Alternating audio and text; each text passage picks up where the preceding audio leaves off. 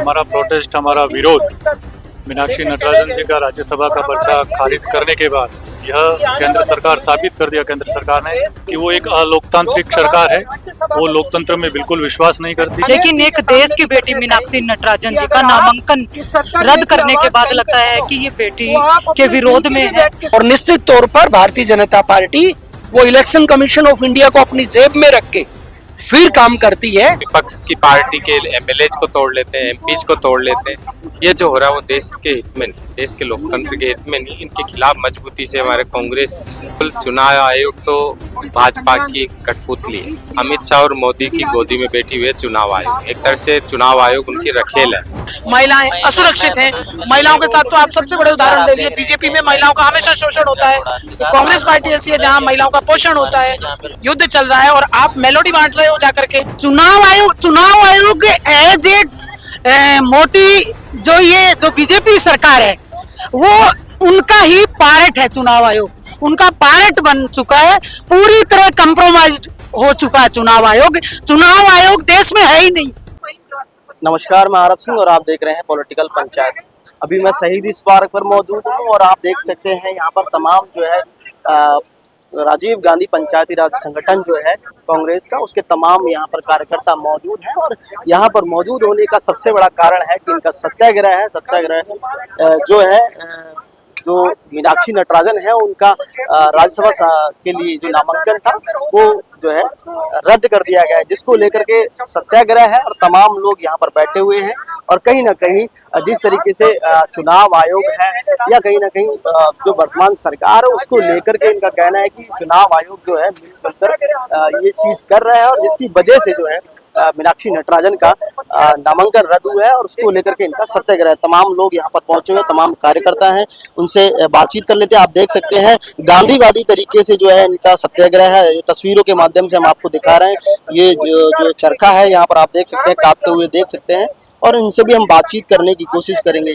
क्या कुछ कहना चाहेंगे सर कि मीनाक्षी नटराजन का जो नामांकन था वो रद्द हुआ, उसको लेकर के आपका प्रोटेस्ट है? क्या चुनाव आयोग या वर्तमान सरकार मिलजुल कर? बिल्कुल, हमारा प्रोटेस्ट, हमारा विरोध मीनाक्षी नटराजन जी का राज्यसभा का पर्चा खारिज करने के बाद यह केंद्र सरकार साबित कर दिया, केंद्र सरकार ने, कि वो एक अलोकतांत्रिक सरकार है। वो लोकतंत्र में बिल्कुल विश्वास नहीं करती।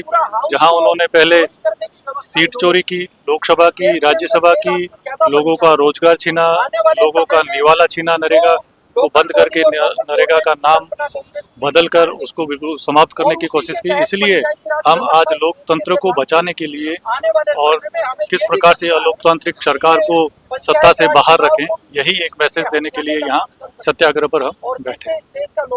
क्या कुछ कहना चाहेंगे आप? कुछ कहना चाहेंगे वर्तमान में जिस तरीके से चुनाव आयोग है काम कर रहा है और मीनाक्षी नटराजन का जो नामांकन रद्द हुआ है? देखिए, बीजेपी सरकार बड़े बड़े वादे करती है। एक तरफ बेटी बचाओ और बेटी पढ़ाओ की बात करती है, लेकिन एक देश की बेटी मीनाक्षी नटराजन जी का नामांकन रद्द करने के बाद लगता है कि ये बेटी के विरोध में है। जहां महिलाओं को आरक्षण देने की बात है तो आज जो एक महिला है उनको बढ़ाने की बात तो जो बाबा साहब द्वारा लिखे गए संविधान के अंदर महिलाओं को बराबरी का अधिकार है, तो चुनाव लड़ने का भी अधिकार है। आज वही स्थिति पैदा हो गई जो देश आजाद होने से पहले थी और आज उससे भी बदतर हो गई। पहले तो अंग्रेजों का शासन था, लेकिन आज ये काले रंग के अंग्रेज हैं जिन्होंने हमारे देश को नुकसान पहुंचाने का काम किया है। उसके लिए हमने सत्याग्रह आंदोलन शुरू किया है, जो कि पूरे देश भर में आज हर वर्ग परेशान है, उसको लेकर हम सत्याग्रह। क्या लग रहा है कि वर्तमान सरकार कहीं ना कहीं संविधान और कानून को जो है दूर रखते हुए अपनी मनमर्जी कर रही है? बिल्कुल, ना तो ये संविधान में आस्था रखते हैं, ना बाबा साहब अम्बेडकर द्वारा लिखे संविधान में, और न पूरे देश में आस्था है, न किसी हर वर्ग में इनकी आस्था है ही नहीं। ये देश विरोधी लोग हैं और देश के विरोधी लोग कभी भी किसी व्यक्ति से कभी प्यार कर ही नहीं सकते। आप देख सकते हैं यहाँ पर राष्ट्रीय अध्यक्ष हैं जो पंचायती राज संगठन के सुनील पवार जी, वो भी यहाँ पर मौजूद है। तमाम और भी जो है पंचायती राज संगठन के कार्यकर्ता। सर, क्या कुछ कहना चाहेंगे कि ये लगातार जिस तरीके से संविधान की बात करें, कानून की बात करें, क्या लग रहा है कि चुनाव आयोग अपने हिसाब से कर रहा है या फिर वर्तमान सरकार के हिसाब से? शंका कहाँ से शुरू होती है? इस देश के अंदर इलेक्शन कमीशन ऑफ इंडिया की नियुक्ति मुकम्मल चल रही थी। एक वोट विपक्ष देता था, एक चीफ जस्टिस ऑफ इंडिया देता था और एक सरकार की तरफ से होती थी। उसके बाद इलेक्शन कमिश्नर चुना जाता था। लेकिन ऐसी क्या जरूरत आन पड़ी कि भारतीय जनता पार्टी ने देश की लोकसभा के अंदर वो एक बिल लेके गए, और वो बिल था कि इलेक्शन कमिश्नर ऑफ इंडिया का चुनाव में जो chief election commission chief justice of India है उसकी वोट को बाहर करने का काम किया। 2 वोट सरकार की और 1 वोट विपक्ष की होगी, तो सीधे तौर पर जो इलेक्शन कमीशन ऑफ इंडिया है उसकी नियुक्ति को अपनी जेब के अंदर रखने का काम भारतीय जनता पार्टी ने किया। दूसरी शंका और संदेह वहां पे खड़ा हुआ कि ऐसी क्या आवश्यकता आन पड़ी कि इलेक्शन कमीशन ऑफ इंडिया को वो किसी भी सजा के प्रावधान से बाहर रखा। एक देश के अंदर सभी नागरिकों के लिए जो कानून है वो समान होना चाहिए, लेकिन इलेक्शन कमीशन ऑफ इंडिया को सजा के दायरे से बाहर रखना वो कहां तक उचित और न्यायपूर्ण है। इसके पीछे तर्क ये है कि भारतीय जनता पार्टी को पता था कि पहले वो वोट चोरी करेंगे, उसके बाद फिर वो सीट चोरी करेंगे, और अगला कदम उनका देश की हाउस चोरी करने का है। और ऐसा भी हो सकता है कि आने वाले समय में वो एक नेशन और एक पार्टी ऐसा इस देश के अंदर प्रावधान वो लोकसभा के अंदर कर दें। तो आज परिस्थितियां वो हम सब के अनुकूल नहीं है। आपने देखा कि किस तरीके से महिलाओं के लिए जो कानून 2023 में पास हो चुका है, रिजर्वेशन कानून, वो डिलिमिटेशन कानून की जो महिला कानून की आड़ में जो वो डिलिमिटेशन का प्रावधान बिना जातीय जनगणना के करना चाहते थे, और हम सब के नेता राहुल गांधी जी ने लोकसभा में जो उसका पूर्ण रूप से विरोध किया। तो आज इन सारी चीजों को कलेक्टिवली अगर हम देखेंगे तो निश्चित तौर पे इनकी एक ही मंशा है कि महिलाएं वो राज्यसभा और लोकसभा के अंदर ना जा पाए। अपने तरीके से इस देश की लिमिटेशन हो, डिलिमिटेशन हो, और डिलिमिटेशन का प्रावधान इस तरीके से हो कि जहां जहां पर भी इनको लगे कि कांग्रेस पार्टी वो पूर्ण बहुमत से आ सकती है, वहां की सीटों को कम करके दूसरी जगह की सीटों को बढ़ा के और ऐसी व्यवस्था करे कि ये सत्ता के ऊपर काबिज रहे। मीनाक्षी नटराजन जी है, उनका नामांकन रद्द हुआ है, तो उसको क्या लग रहा है कि चुनाव आयोग के कारण हुआ है या वर्तमान सरकार के साथ? डेफिनेटली आज अगर आप 2 परिस्थितियों को देखोगे, एक परिस्थिति मैडम मीनाक्षी नटराजन जी के साथ, दूसरी जो झारखंड से भारत एक प्रत्याशी थे उनके साथ, इसी प्रक्रिया के अंदर मीनाक्षी नटराजन जी का जो नॉमिनेशन है वो रद्द होता है, लेकिन झारखंड के प्रत्याशी का वो नॉमिनेशन रद्द नहीं होता है। तो एक देश के अंदर 2 कानून के तहत काम करना, आप लोगों को धिक्कार है इस चीज के लिए कि आप लोग देश के संविधान के अनुकूल काम नहीं करना चाहते, आप इस देश के संविधान को जिंदा नहीं रखना चाहते हैं। तो ये परिस्थितियां देश के लिए मुकम्मल नहीं है, और निश्चित तौर पर भारतीय जनता पार्टी वो इलेक्शन कमीशन ऑफ इंडिया को अपनी जेब में रख के फिर काम करती है ताकि उनके पक्ष में सारी चीजें होती है। दिया जा रहा है, ये कहा जा रहा है कि रिटर्निंग ऑफिसर की तरफ से कि उनके ऊपर आपराधिक मामला था जिसकी वजह से ये रद्द। मैं ये भी आपके चैनल के मार्फत स्पष्ट करना चाहता हूं कि मीनाक्षी नटराजन जी गांधीवादी नेता हैं। अगर उनके ऊपर किसी भी तरीके का मुकदमा होगा तो वो सबसे पहले आके वो मीडिया को बताने की भी हिम्मत रखते हैं। फार्म 26 के अंदर जितनी जानकारियां राज्यसभा प्रत्याशी से पूछी गई वो सारी जानकारियां उन्होंने दी।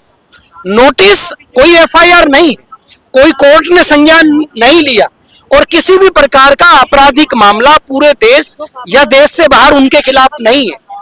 तो ऐसी परिस्थिति के अंदर और ऐसा नोटिस जो प्राइवेट नोटिस उनको दिया गया, उस नोटिस का उनका नॉमिनेशन रद्द होने के बाद कोर्ट ने सुनवाई से भी इनकार कर दिया कि ये सुनवाई योग्य नहीं है। तो एक ऐसे नोटिस के पीछे जो आपने फार्म 26 में जिसकी जानकारी पूछी भी नहीं गई, तो ऐसी परिस्थिति के अंदर आपके ऊपर संदेह नहीं, ये सीधा आपके ऊपर एक कलंक है। ये कलंक भारतीय जनता पार्टी और इलेक्शन कमीशन ऑफ इंडिया कैसे धोएगा ये उनको तय करना है, या फिर आने वाले समय में देश इस चीज का निर्णय लेगा।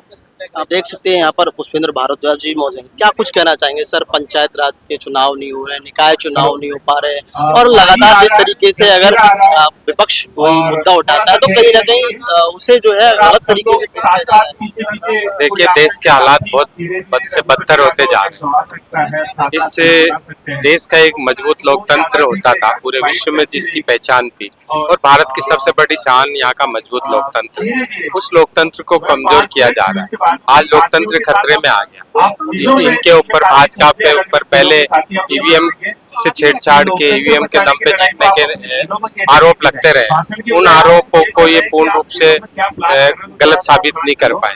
और आज दूसरी तरफ ये सीटें चोरी करने लग गए। किसी प्रदेश के अंदर इनकी सरकार आ जाती है, विपक्ष की पार्टी के एमएलए को तोड़ लेते हैं, एमपीज को तोड़ लेते हैं। ये जो हो रहा है वो देश के हित में नहीं, देश के लोकतंत्र के हित में नहीं। इनके खिलाफ मजबूती से हमारे कांग्रेस खड़ी है। पंचायत राज विभाग के माध्यम से चारों तरफ लोकतंत्र बचाओ अभियान चल रहा है और इस अभियान में आम जनता का बड़ा समर्थन भी है। कई राज्यों में सर राज्यसभा की सीटें हैं, लगातार चुनाव हो रहे हैं, वहाँ पर कईयों के नामांकन रद्द हुए। मंदसौर की बात करें, जो मीनाक्षी नटराजन उनका भी नामांकन रद्द हुआ। झारखंड में भी हुआ, लेकिन वहाँ पर जो है फिलहाल के लिए कैंसिल नहीं हुआ है। कैसा देखते हैं कि वाकई में चुनाव आयोग और वर्तमान सरकार जो है मिलजुल कर चल रही है? बिल्कुल, चुनाव आयोग तो भाजपा की कठपुतली है।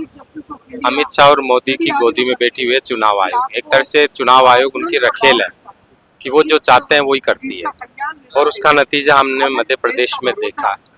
क्योंकि जो हालात है, जिस एप्लीकेशन के आधार पे, जिस शिकायत के आधार पे श्रीमती हमारे मीनाक्षी नटराजन जी का जो नामांकन रद्द किया गया है, उससे ऐसी शिकायत पर तो पार्षद का चुनाव का नामांकन भी रद्द नहीं किया जाता, जिसमें एमएलए और एमपी जैसे पदों के ऊपर लगातार सर सांसदों को तोड़ने की कोशिश की जा रही है। लगातार कई पार्टियां हैं, बात करें पश्चिम बंगाल की हो या फिर आम आदमी पार्टी हो, उनके भी सांसद इस तरीके। तो क्या लग रहा है कि भारतीय जनता पार्टी तोड़ मरोड़ करके कहीं ना कहीं अपने बहुमत? देखिए, माननीय राहुल गांधी जी ने कहा कि 1 साल में इनकी सरकार गिर जाएगी, तो ये सरकार को मजबूत करने के लिए साम दाम दंड भेद, किसी के ऊपर मुकदमों का डर दिखाते हैं, किसी पर ईडी का, किसी पर सीबीआई का, किसी पर इनकम टैक्स का, कहीं और बस नहीं चलता तो आर्थिक दंड का, जेल जाने का भय दिखा करके पार्टियों को तोड़ने का काम कर रहे हैं। और इनको ये नहीं भूलना चाहिए कि आज आपकी बीजेपी की सरकार है, कल को कांग्रेस की आएगी, तो फिर देश में जो आप नींव डाल के जाओगे, उस नींव को हम लोग आगे बढ़ाने का काम करेंगे, जो आपके हित में नहीं है। वर्तमान में जो चल रहा है, विपक्ष को कहीं ना कहीं दबाने की कोशिश की जा रही है, ऐसा लगता है? जिस प्रकार से लोकतंत्र का चीर हो रहा है, और ये आप और हम सब लोग देख रहे हैं, मीडिया की भी जिम्मेदारी है। और आज लोकतंत्र को बचाने के लिए हमारे पास धरने, प्रदर्शन और सत्याग्रह के अलावा कुछ नहीं है। आप इसमें एमपी का उदाहरण देखिए, बिना कोई कॉलम हुए मीनाक्षी नटराजन का राज्यसभा का जो फॉर्म है वो निरस्त कर दिया गया। तो इससे साबित होता है कि वाकई लोकतंत्र कहीं बचा नहीं है, ये लोग फुल तानाशाही कर रहे हैं। हमें लोकतंत्र को बचाने के लिए सब लोगों को एकजुट होकर हमें ये प्रयास करना पड़ेगा कि हमारा जो खूबसूरत लोकतंत्र है उसको बचाया जाए। आप देख सकते हैं गांधीवादी तरीके से जो है सत्याग्रह हो रहा है। तमाम किताबें जो है महात्मा गांधी जी की हैं और यहाँ पर चरखा चला करके कहीं ना कहीं वो चीज़ दिखाई जा रही है। तमाम महिलाएं भी आई हुई हैं सत्याग्रह के लिए, कांग्रेस कार्यकर्ता हैं। क्या कुछ कहना चाहिए? क्या लग रहा है कि वर्तमान सरकार जो कर रही है, जो चल रहा है वर्तमान में, किस तरीके से चल रहा है? संविधान क्या कहीं ना कहीं ताक पर रख दिया? देखिए, वर्तमान में जो चल रहा है, मुझे लगता है पूरे तरीके से संवैधानिक संस्थाओं का दुरुपयोग करके बीजेपी, मनुवादी लोग और आरएसएस के लोग इस देश को गुलाम बनाना चाहते हैं। एक सरकारी नोटिस जो कि ना कोई कोर्ट केस था, ना कोई एफआईआर दर्ज थी, उसके आधार पर एक गांधीवादी नेता शायद ये इनके व्यक्तित्व से डर गए कि ऐसा व्यक्तित्व जब राज्यसभा में जाएगा तो निश्चित ही बदलाव आएगा देश में। तो कहीं ना कहीं ये सब चीजें आज मीनाक्षी नटराजन जी के साथ हुआ है, कल हमारा नंबर हो सकता है, परसों आपका हो सकता है। तो निश्चित ही बहुत गलत हो रहा है। संवैधानिक संस्थाओं का दुरुपयोग करके देश गुलामी की ओर जा रहा है, इसमें कोई दो राय नहीं है। महिलाएं असुरक्षित हैं। महिलाओं के साथ तो आप सबसे बड़े उदाहरण ले लिए, बीजेपी में महिलाओं का हमेशा शोषण होता है। कांग्रेस पार्टी ऐसी है जहां महिलाओं का पोषण होता है। तो ये तो सार्वभौमिक से सत्य है कि देश गुलामी की ओर जा रहा है। जितना हम सत्याग्रह के आधार से लोगों में एक जागरूकता फैला सकते हैं, अवेयरनेस ला सकते हैं, सत्य की राह पर चल के लोकतंत्र की चाह को पाया जा सकता है। रहा है, अन्यथा इस देश के हालात विषम होने वाले हैं। हाल ही में 2023 में जो महिलाओं के आरक्षण की बात की गई थी, तो उसमें भारतीय जनता पार्टी कह रही है कि जो विपक्ष है वो महिलाओं को आरक्षण देने की बात नहीं कर रहा है, इसीलिए जो है सहयोग नहीं किया और वो बिल जो है डिलिमिटेशन बिल था पास नहीं हुआ। नहीं, देखिए, मैं आपके चैनल के माध्यम से बात स्पष्ट करना चाहती हूँ कि 16 तारीख को जिस दिन ये बिल पारित होना था, तो ये सारा सब कुछ करके बीजेपी वाले विपक्ष पे रख देते हैं, कांग्रेस के ऊपर रख देते हैं। मैं आपसे प्रश्न करती हूँ कि विपक्ष बिल गिरने के 10 मिनट बाद ही ये कांग्रेस के खिलाफ तख्तियां लेके आ गए। मेरा प्रश्न है आपके चैनल के माध्यम से, क्या तख्तियां इन्होंने पहले से बनवाई हुई थी? क्या इनको मालूम थी? तो सारी चीजें ये सुनियोजित ढंग से करते हैं। जनता को किस तरीके से बेवकूफ बनाया जाए, किस तरह से कांग्रेस की छवि को धूमिल किया जाए उसकी छवि को, ये इनका सबसे बड़ा टारगेट होता है। महिलाओं का तो ये पूरे तरीके से शोषण करते हैं। आप सोचिए, मतलब दिखावा बिल्कुल दिखावा था। 10 मिनट बाद तख्तियां कहाँ से आ गई? मुझे बताइए ना, कौन सी ऐसी मशीन है इंडिया में जो 10 मिनट में आपको सदन में प्रोवाइड करा देगी तख्तियां? मजाक चल रहा है देश के साथ। आप यहाँ, देश के हालात विषम है, गैस नहीं मिल रही महिलाओं के लिए, गैस के क्राइसिस हैं, युद्ध चल रहा है और आप मेलोडी बांट रहे हो जाकर के। ये क्या है? ये देश चला रहे हैं? ये प्रधानमंत्री एक मेलोडी बांटता हुआ विदेश में जाकर के अच्छा लगता है क्या? आप सोचिए, विषम परिस्थितियों में आप अपने देशवासियों के लिए, जनता जनार्दन के लिए साथ खड़े नहीं है और आप बाहर विदेशों के दौरे कर रहे हैं इस तरह से। पंचायती राज चुनाव में लोकतंत्र, देखिए, चुनाव हो जाने चाहिए थे। ये चुनाव लोकतांत्रिक तरीके से कराने के पक्ष के बजाय ये सुनियोजित ढंग से परिसीमन करके उसको तोड़ना चाहते हैं, ताकि अपने अधिकारी वर्ग आज दबाव में है और संवैधानिक संविधाओं को दुरुपयोग करके ये सिर्फ चुनाव कराना नहीं चाहते, जीतने की मंशा से डिले किए जा रहे हैं कि क्या ऐसा प्रावधान लाया जाए, कैसा ऐसा षड्यंत्र रचा जाए कि पूरे तरीके से नगरीय निकाय के साथ साथ ग्रामीण निकाय की सत्ता भी इनके हाथ में आ जाए। ये लोकतंत्र को जीतने के लिए परिसीमन कर रहे हैं और कुछ नहीं, डिले थोड़ी कर रहे हैं, षड्यंत्र कर रहे हैं। तो षड्यंत्र जिस दिन पूरा हो जाएगा वो चुनाव कर देंगे। और भी कार्यकर्ता है, लग रहा है कि वर्तमान में जो सरकार है या फिर चुनाव आयोग है वो मिलजुल करके कहीं ना कहीं जो है खेल कर रहे हैं। देखो, सबसे पहले तो मैं आपके चैनल के माध्यम से ये कहना चाहूंगी कि चुनाव आयोग पूरी तरह से मैनेज्ड है। जो मीनाक्षी नटराजन का जो फार्म कैंसिल उन्होंने किया है, वो तो एक मीनाक्षी नटराजन की लड़ाई नहीं है। महिलाओं से तो मोदी सरकार पहले से ही डरी हुई, क्योंकि जिसके खुद के अपनी पत्नी का जो नहीं हुआ, तो वो एक महिला का नाम आते ही सरकार पूरी तरह से हिलकर, महिला भी वो मीनाक्षी नटराजन कोई एक साधारण महिला नहीं है, वो एक गांधीवादी विचारधारा की महिला है। और उन्होंने, उनकी शक्ति जो है, मीनाक्षी नटराजन एक अपने आप में एक विचारधारा है, एक आइकॉन है महिलाओं के लिए पूरे भारत में। आप देख रहे हो कि पूरे भारत में, जैसे दिल्ली में हमने चुनाव आयोग के खिलाफ वहां जंतर मंतर पर जो धरना किया, तो उस धरने से भी मोदी सरकार पूरी तरह से हिल गई है। और ये चुनाव आयोग जिस तरह से अपनी मनमर्जी से जो नीट की परीक्षा है इन लोगों ने जो कैंसिल की है, तो आज युवाओं के साथ, भविष्य के साथ ये खिलवाड़ कर रही है, महिलाओं के साथ ये खिलवाड़ कर रही है। चुनाव जो अभी पंचायतों के चुनाव हो जाने चाहिए थे, तो उन चुनावों को ये किसी न किसी बहाने से टाल रही है। आप ये देखो, चुनाव आयोग, इनके बहाने एक बच्चों जैसे बहाने हैं। आप समझ रहे हो कि वो कह रहे हैं गर्मी का मौसम है, में दिलवाए जा रहे हैं कि जानबूझ करके चुनाव आयोग एज ए मोटी जो बीजेपी सरकार है, वो उनका ही पार्ट है। चुनाव आयोग उनका पार्ट बन चुका है, पूरी तरह कंप्रोमाइज्ड हो चुका है चुनाव आयोग। चुनाव आयोग देश में है ही नहीं। मैं तो ये मानती हूँ ये बीजेपी सरकार ही है चुनाव आयोग, क्योंकि इन्होंने हर जगह, आप ये देखो, वो दीदी के खिलाफ कोई एफआईआर दर्ज नहीं है, दीदी के खिलाफ कोई एफआईआर दर्ज नहीं है। आज तक वो इतनी क्लीन, मीनाक्षी नटराजन इतनी क्लीन महिला है कि उनके नाम से ही बीजेपी सरकार पूरी भारत में कांप उठी है। क्योंकि हमने गांधी जी को नहीं देखा, लेकिन हम गांधी जी के मतलब विचारधारा को जो किसी ने देश में आगे बढ़ाया है वो मीनाक्षी नटराजन और सचिन राव सर हैं। तो उनको हम देखते हैं और उनके पद चिन्हों पे हम चल रहे हैं। आज हम बहुत ही शांतिपूर्वक तरीके से उनकी विचारधारा, एक अहिंसा विचारधारा के ऊपर वो काम करते हैं। सत्य, अहिंसा को ध्यान में रखते हुए इसलिए हमने पूरा ये एक दिन का उपवास हमने रखा है और सत्याग्रह के माध्यम से हम अपना विरोध दर्ज कराना चाहते हैं। इसलिए सुबह से हम चरखा काट के और सरकार को जगाना चाहते हैं कि अब अति हो चुकी है आपकी, तो अभी सत्ता जाग चुकी है। तो आप देख सकते हैं यहाँ पर जो है तमाम ऐसे कार्ड्स बने हुए हैं और उन पर कई ऐसी सारी चीजें लिखी हुई है कि चुनाव आयोग को लेकर के आप देख सकते हैं वोटर लिस्ट में गड़बड़ी, मतगणना में गड़बड़ी, आचार संहिता का उल्लंघन, ईवीएम व वीवीपैट में सवाल, निष्पक्षता पर सवाल, कोई जवाबदेही नहीं। मतलब तमाम ऐसे जो है कार्ड्स हैं, इन पर जो है अलग अलग जो राजीव गांधी के पंचायती राज के जो संगठन के कार्यकर्ता हैं उनके पास में ऐसे रिपोर्ट्स कार्ड्स हैं और उनमें सब में कुछ ना कुछ बातें लिखी हुई, इनके द्वारा ही तमाम शिकायतें हैं, तमाम जो है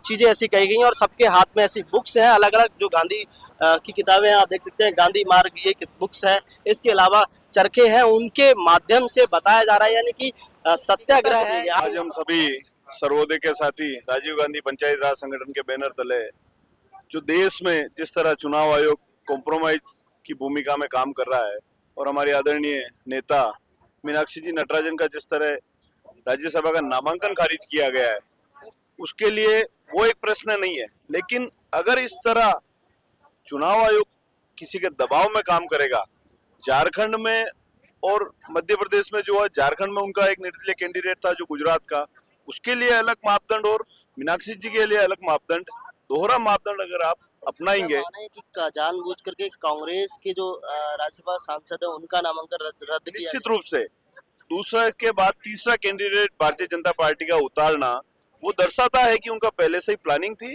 और दीदी मीनाक्षी नटराजन का किसी भी तरह वोट चोरी के माध्यम से अगर वो नहीं हुआ तो उसके बाद सीट चोरी करने का जो उन्होंने कार्य किया है वो निश्चित रूप से उनकी एक प्लानिंग के तहत हुआ है। और चुनाव आयोग जिस तरह जो केवल उनका एक फॉर्म बना, जो कॉलम दिए गए हैं वो सारे 12 कॉलम में पूरा परिपूर्ण रूप से फॉर्म को नामांकन भरा है, उसके बावजूद एक ना कोई एफआईआर है ना कोई केस है और तेलंगाना में केवल एक वो पार्टी के प्रभारी के रूप में कार्य कर रहे हैं, उनका कोई लेना देना नहीं है। उस कोई एक छोटी सी एक शिकायत को मुद्दा बनाकर एक सम्मान को करके उसमें जो कॉलम नहीं दिया गया उसको भी उन्होंने आप देख सकते हैं यहाँ पर तमाम कार्यकर्ता मौजूद हैं और कहीं ना कहीं चुनाव आयोग के खिलाफ जो है अलग अलग तरीके से इनके पोस्ट कार्ड लगे हुए हैं और अलग अलग बैनर पोस्टर के लेकर के आए हैं और सीधा सीधा कहना का है कि लोकतंत्र पर हमला है और उसी को बचाने के लिए इनका सत्याग्रह है। सहयोगी कैमरामैन राजेंद्र शर्मा के साथ मैं आरव सिंह, पॉलिटिकल पंचायत, जयपुर।